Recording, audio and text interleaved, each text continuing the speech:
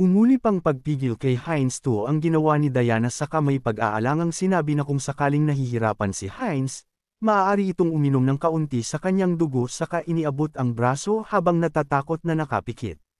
Kinakabahang paalala pa ng babae na huwag damihan at kunti lang ang sipsiping dugo, kaya't napatulala na lang ang di makapaniwalang avatar sa pinagsasabi nito. Asar niyang kinultukan ang ulo ni Diana saka sinabing manahimik ito kung walang magandang sasabihin. Saad pa ni Heinz II nakalimutan na ito ni Diana dahil sapat na sa kanya ang sabihin nito ang direksyon ng lugar na pinanggalingan ng masangsang na amoy.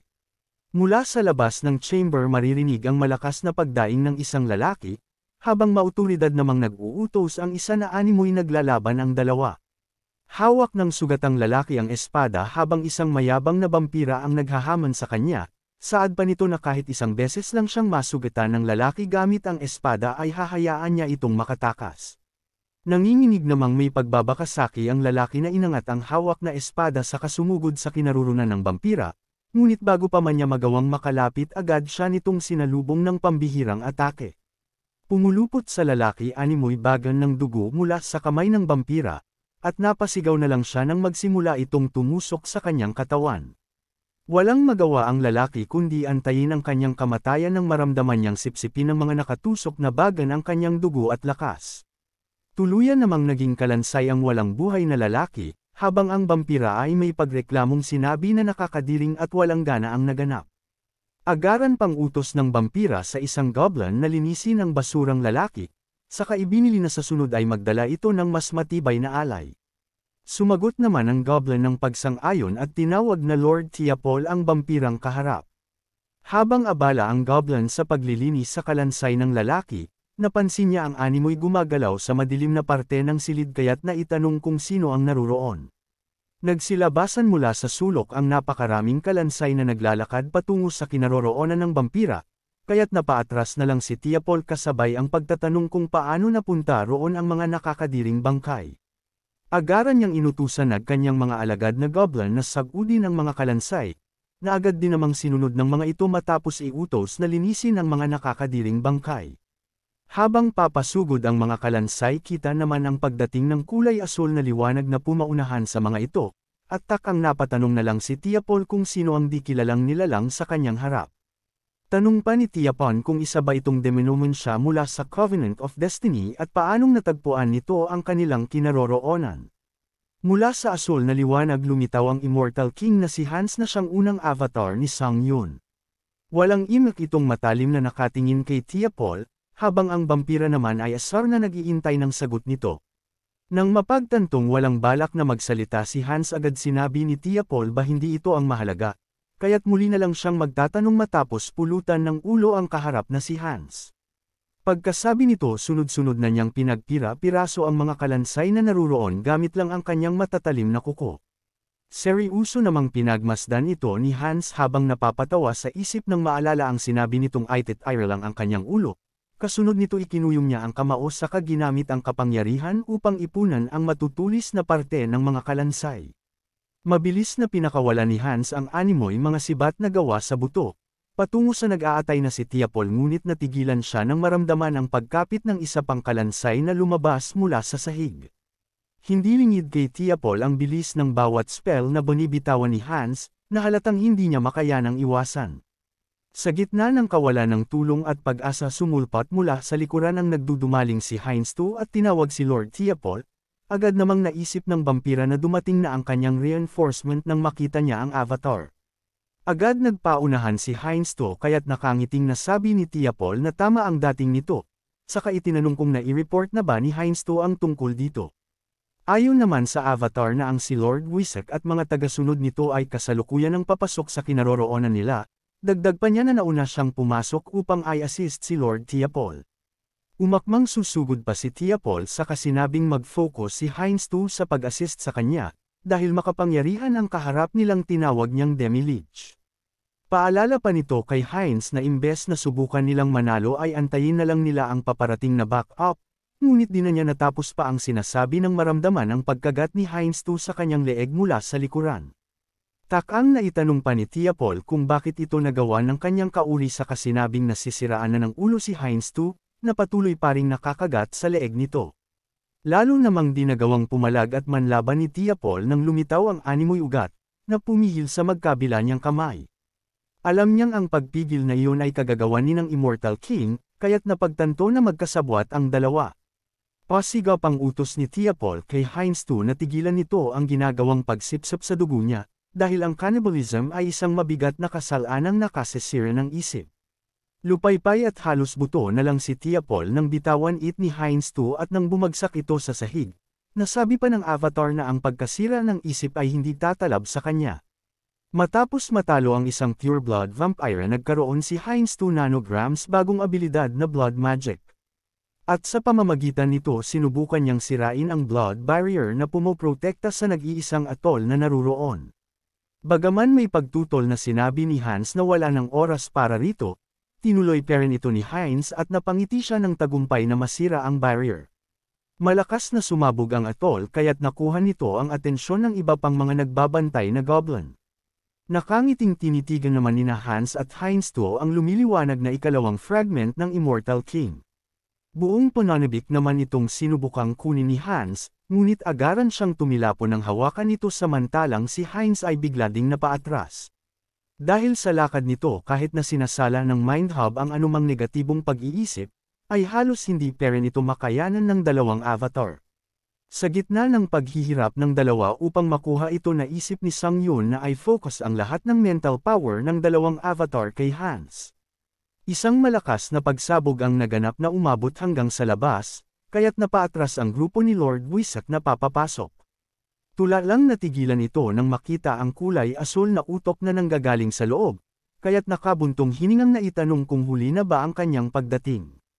Lumabas naman mula sa gusali ang lumulutang na Immortal King na si Hans, kaya't mabilis siyang inatake ng grupo ng mga vampira sa pamamagitan ng kanilang magic.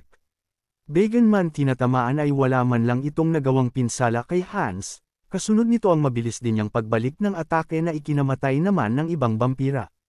Nang makita ni Lord Wisak ang anyo ng nilalang na umaatake sa kanila, nanlalaki ang kanyang mga matang napatitig na animoy di makapaniwala. Habang si Hans ay ini-enjoy ang kanyang bagong anyo at skills na super recovery na naging immortality na isang special skills. Bukod dit taglay ni Hans ang forbidden knowledge at ang bagong katauhan na Archlich. Sa kabilang banda naalarma naman ang ilang manlalakbay nang makita ang kulay asul na abong bumabagsak mula sa kalangitan. Naisip pa ng mga ito na maaaring nagkaroon ng malaking sunog sa Azanto. Paubo-ubo pa ang mga ito dahil sa makapal na usok habang ang isa ay sinuri ang isang abong bumagsak sa kanyang palad. Matapos masuri agad na inutos ng lalaking nakabaluti at nakasakay sa kabayo, naiikot ang kabayo dahil kailangan nilang bumalik sa cathedral at ipagbigay alam sa mga saintes ang nakita. Pahayag pa ng lalaki na hindi lamang ito simpleng abo, kundi isang sign na muli nang nagbalik ang Immortal King. Nakalutang ang Immortal King na si Hans sa harap ng takot ng mga vampire, dahil ramdam ng mga ito ang lakas at puwersa ng kanyang kapangyarihan. Di naman makapaniwala si Lord Warwick sa halos 10 beses na dinobleng lakas ni Hans. Sa kasalukuyan umakyat na sa 2/3 ang kapangyarihan ng Immortal King's fragment ni Hans, at malaki ang itinaas ng kanyang dark magic at patuloy siyang muling mabubuhay hanggat hindi nawawasak ang kalagitnaan. Habang nakalapag sa lupa itinaas ni Hans ang kanyang kamay kasunod ang pag-iipon ng enerhiya, at sa pamamagitan ng sinister wisdom at forbidden knowledge na gawa ni Hans na kumpletong mamaster ang taglay na dark magic. Habang nakatayo si Hans nasa tabi naman niya ang isang tungkol na may anyong bungo. At sa prosesong ito unti-unting hinihigop ni Hans ang lahat ng sekreto at kaalaman mula rito. Nakangising iniharap ni Hans ang tungkod na hawak sa mga vampirang nasa unahan, na agad namang pinailanglangan ng makapal na usok. Tarantang na itanong ni Wozzeck kung ano kaya ang pinaplano ni Hans, habang ang alagad naman nitong nasa likod ay uubo-ubong tinatawag si Lord Wozzeck. Saad pa ng lalaki na kinakailangan na nilang umatras. Ngunit di na natapos pa ang sasabihin nang bigla siyang higitin ng isang kamay mula sa gilid. Napalingon na lang si Wozzeck at walang nagawa kundi sundan ng tingin ang sumisigaw niyang alagad habang hinihila papalayo. Napaatras pa ang vampira nang makita ang matatalim na puwersang papasugod sa kanyang pwesto, hindi man lang niya nagawang makailag kaya tumama ang lahat ng ito sa kanyang katawan. Napapadaing na lang si Wasak nang mapuno ng matutulis na bagay ang kanyang katawan, at halos hindi na makagalaw pa dahil sa tindi ng pinsala. Habang papalapit na sabi pa ni Hans na si Wasak ang isa sa pinakamahusay na pureblood, ngunit ngayon ay isa na lamang siyang walang kwentang maninipsip ng dugo. Nang tuluyang makalapit si Hans na sabi ni Warwick na napakalaking kapangyarihan ang taglay ni Hans, kaya't naitanong kung nahigop ba niyang lahat ang fragment. At kung ganoon nga pasiga niyang tanong kung paano makakayanan ni Hans na mag-isang tiisin ang dark thoughts nito. At dahil abala si Warwick sa pagpapakagalit hindi niya namalayan ang paglapit ni Hans, at naramdaman niya na lang ito nang magsalita ito at sabihin kinakaya ni Hans ang lahat dahil hindi ito nag-iisa. Saka kinagat sa leeg ang kapwa niya vampira. Walang buhay na bumagsak si Warwick sa sahig habang si Heinz 2 naman ay nakangiting nasiyahan sa kanilang tagumpay. Kasabay nito nagkaroon din ng paglago si Heinz 2 dahil naging isa na siyang pureblood vampire. Nakangising nasisiyahan naman ang Avatar dahil inaasahan na niya ang mabilis na paglago sa pamamagitan ng pagkonsyum ng kapwa vampira. Pagbabanto pa niyang nasabi sa isip na antayin ng mga ito ang pagdating niya upang ubusin silang lahat. Sa kabilang banda patakbong sinalubong naman ni Rosilika at ng mga kasamahan nito na lumikas si Lady Puerta na nag-anatay kasama ang ibang vampira. Mangiyak-ngiyak pang saad ni Rosilika na marahil hindi ganoon ang kanilang sinapit kung kasama lang nila si Lady Puerta nung mga oras na yon. Saad naman ni Puerta na dahil natalo si Lord Warwick, siguradong lubhang napakalas ng kanilang kalaban. Dagdag pa niya na kahit ang mga abong naiwan ay ramdam niya ang kapangyarihan mula rito, kaya't nasabi pa na ang kinahaharap nila ay isang mabagsik na kalaban. At dahil papasikat na ang araw inutos ni Lady Puerta na bumalik na silang lahat sa headquarters at ipagbigay alam ang mga naganap. Sa kabilang banda humahanggos namang tumatakbo ang isang lalaking miyembro ng Barcolic, layunin niyang makalayo at makatakas matapos malaman ang pagkatalo ng mga vampirang ani ay bastardong mga tanga.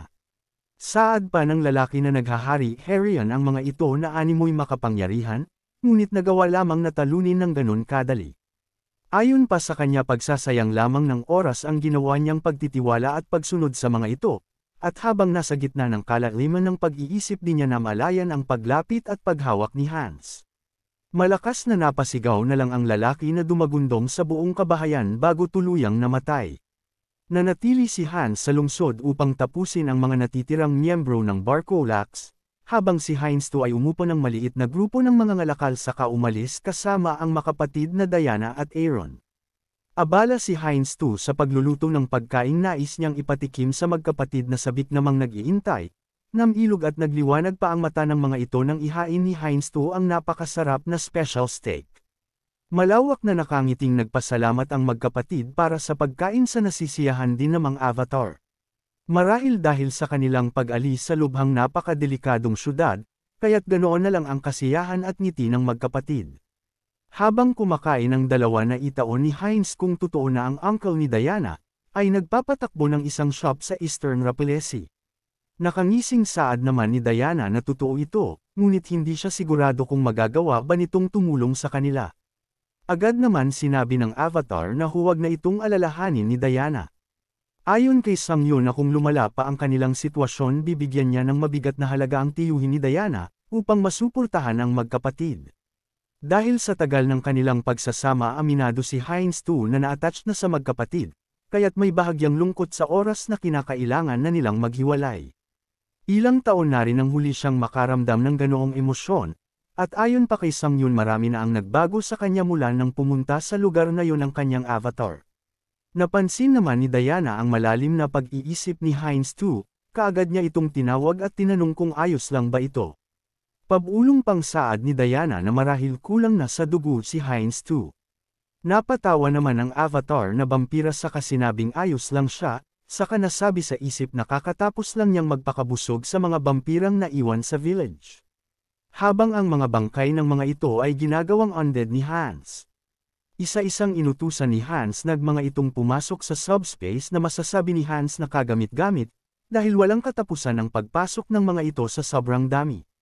Nakangiting nasabi pa niya na ang forbidden knowledge at evil wisdom ay may magandang synergy, kaya't kapag napag-aralan pa niya ito ng husto ay magagawa nitong magbukas ng subspace sa Earth. Habang abala naman si Hans sa ginagawa, isang vampira mula sa taas ang tahimik na nanunood sa kanila, at nang mapansin itong nakafocus si Hans sa ginagawa, agad na mabilis na atake ang pinakawalan nito. Tumagos lang sa Undead King na si Hans ang malakas na atake ng vampira, na nagsabing minamaliit sila ni Hans dahil sa kabila ng nangyari ay nanatili ito sa kanilang lugar. Seryusong nakatayo si Overbro Koslag na isang pureblood vampire, kasama pa ang ibang vampira. Agad nitong tanong kung talaga bang kasapi ng Covenant of Heaven reversal si Hans. Nasa isip naman ni Songyeon na maigi ang ganong naiisip ni Over, kaya't sinabi ng kanyang avatar na si Hans na tama ang paratang nito. Pagpapakilala pa niya na siya si Hans, isang miyembro ng Covenant of Heaven reversal. Nang marinig ito, seryusong sinabi ni Over na kasinulangan ito, dahil wasak na ang hideout ng mga tinutukoy na Covenant of Heaven reversal matapos atakihin. Hawak pa ng vampira ang isang pulang baston sa kasinabing, ninakaw ni Hans ang fragment ng Undying King bago umalis sa hideout ng mga ito. Gayunpaman, saad niya na wala na siyang pakialam pa rito, dahil siguradong mamamatay doon si Hans kasunod ang mabilis na pagsugod papaatake. Buong lakas at puwersang inihambalos ni Over ang hawak na baston, na naging dahilan naman ng paghiwalay ng itaas na bahagi ng katawan ni Hans na agad din namang bumalik. Alam ni Hans na ang atakeng iyon ng vampira ay napakadelikado, kaya't nasabi pa na hindi birong kalaban ang mga pureblood vampire. Nang mapa-atras si Hans, naramdaman niya ang animoy pader na pumihil sa kanyang likuran. Kaya't napagtanto na kasalukuyan silang nasa loob ng isang barrier na ginawa ng mga vampirang kasama ni Over, pagmamalaki pang saad ng vampirang lalaki na ang mga mahuhusay na mages ng kanilang clan ang naruroon upang tulungan siya. Sandali itong dineta ng palad ni Hans at nasabing kung nanaisin niya ay magagawa niyang sirain ito, ngunit kailangan pa niya ng panahon upang lubusang matutunan ang bagong taglay na kapangyarihan. Saad naman ng mayabang na vampirang dudurugin niya ang bungo ni Hans, sa kakakatasan ng fragment sa loob nito. Sa pagkakataong iyon, alam ni Songyeon na isa na lamang ang paraan upang makatakas ang kanyang avatar, kaya't tumatawang saad ni Hans na alaalahanin ng mga vampira si Hans ng Covenant of Heaven reversal. Nakakunot noo pagbabante ni Hans na siya ang kamatayan ng mga ito, ayon pa sa kanya ay aalis siya ngunit muling babalik at hahanapin ang mga ito. Kasunod nito, unti-unting naglalaho naman si Hans, habang ayon pa kay Songyeon ang villain trademark ay nakakapagbigay ng astig na pag-exit. Takang napatulala na lang ang mga vampira matapos maglaho si Hans dahil sa ginawang pag-on-summon ni Songyeon, habang nagtatanungan naman ang mga ito kung ano ang sinabi ni Hans bago umalis. Gulat namang napabulala si Over dahil hindi niya malaman kung paano nakatakas sa loob ng barrier si Hans. Napalingon na lang sila sa likuran ng bumagsak sa sahig ang isang vampirang kasamahan matapos tamaan ng isang palaso. Agad namang nakilala ni Over ang Paladin's Silver Arrow, kasunod nito ang tarantang pagsigaw ng isa pang vampira at sinabing nasa panganib sila. Makikitang papasugod ang grupo ng Deviant Order's Paladin Corps patungo sa kinaroroonan ng mga vampira, at pumaikot sa labasan at pasukan ng buong lugar. Galit na napangiwit naman si Over matapos mapagtanto na ito marahil ang dahilan ng lintang si Hans, bakit nanatili pa sa kanilang lugar. Naikuyong pa niya ang mga kamay na may bakas ng dugo sa kasinabing, kahit saan pumunta si Hans ay hahanapin niya ito at papatayin kasunod ang malutong na pagmura. Ilang sandali pa makikita ang katahimikan sa Earth habang nasa loob naman ng isang apartment si Songyeon, na nasisiyahan sa kanyang matagumpay na pag-on-summon kay Hans. Nagrereklamong pahayag naman ng nakadepang si Hans sa sahig na ang pag-on-summon ay isang pandaraya. Matapos namang maalala ni Songyeon ang mga pinagsasabi niya sa pamamagitan ng avatar na si Hans, parang baliw siyang napasigaw at napahawak sa mukha dahil sa kahihiyang naramdaman. Halos naisin na niyang magpalamon sa lupa matapos ang pinagsasabing villain line, at sa sobrang pagsisisi ay tinatadyakan pa niya ang kanyang kumot. Di mapakailang nasabi pa ni Songyeon na isang kabaliwan ang sinasabi niyang iyon, ngunit bagaman ganoon inamin ni Hans na pinagmamalaki niya ang tagumpay na iyon. At habang hawak ang sariling ulo na nakahiwalay sa katawan, papuri pa ni Hans kay Songyeon, na nagawa nitong matalo ang grupo ng mga vampira at iligtas ang kaawa-awang babae sa syudad. Dahil dito nakangiting nasiyahan naman si Songyeon sa narinig at pakiramdam niya'y isa siyang bayani. Matapos ito agad siyang tumayo kasunod ang pag-iinat at sinabing, dahil madami siyang nagawa marahil ay nagkaroon siya ng toneladang karma points. Upang malaman agad niyang chinek ang karma shop at halos lumuwa ang mga mata ni Sang Yun nang makita na nasa 700,000 ang kanyang karma. Sigurado siyang nagamit na ang lahat ng mga ito nung nakaraan para sa enhancement, kaya't napapatanong kung bakit ganoon kalaki ang halaga nito ngayon. Naisip naman agad ni Sang Yun na marahil ito ay dahil sa nagawa niyang manipulahin ang Dark Sorcerer at Vampira at paglabanan ang mga ito. Ngunit para sa ating bida anuman ang dahilan nito ay isa itong perpektong pagkakataon, upang i-upgrade ang kanyang unique skills. Kasunod nito nakangiti niyang pinindot ang screen at sinimulan ang pag-upgrade.